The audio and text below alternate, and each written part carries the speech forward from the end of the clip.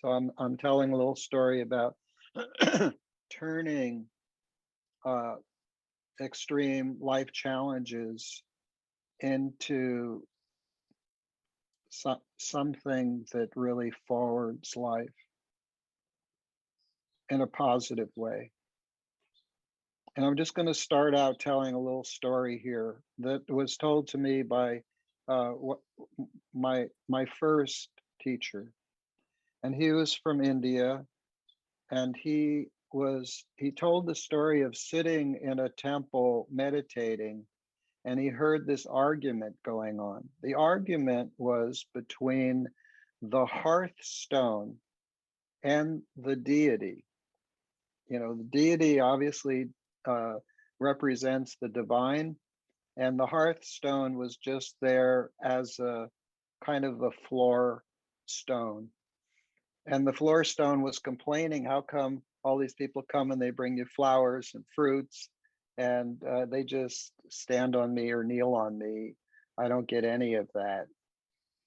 And so the deity says, you and I were both in the same stone yard. But I suspect when the sculptor came and grabbed his hammer and chisel to test whether he could turn you into a figure of beauty representing the divine, you didn't yield. You held back, or you even you resisted the blow of the hammer. For me, for somehow I trusted that these blows, these hammer and chisel, that there was a master carver that knew best. Now that story really applied to my life in terms of the many losses and hardships that I had gone through. I recognized that there is a hand at work here. Like, life isn't against me, it's for me. And what could I take out of these experiences? And so that was in 1970, I heard this story. It wasn't until 1991 that I became a stone carver and remembered the story. Like, wow, that was a seed planted in me, and now it is blooming. And I did a show in Canada with a number of Native Americans, and there was one sculpture I'll describe that was really, really moving to me. And so picture a rectilinear block of stone, and on the top of it was carved a man, and he's holding a chisel in one hand and a hammer in the other hand. And the name of this sculpture is, I carve away what I am not. Yeah. So this healing journey, which all of us are on, is a journey of letting go of some of the wounds, some of the experiences that are somewhat preventing the experience of inner peace.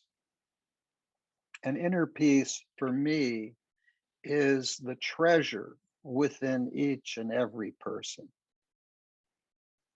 How we access that is really what very often these hard times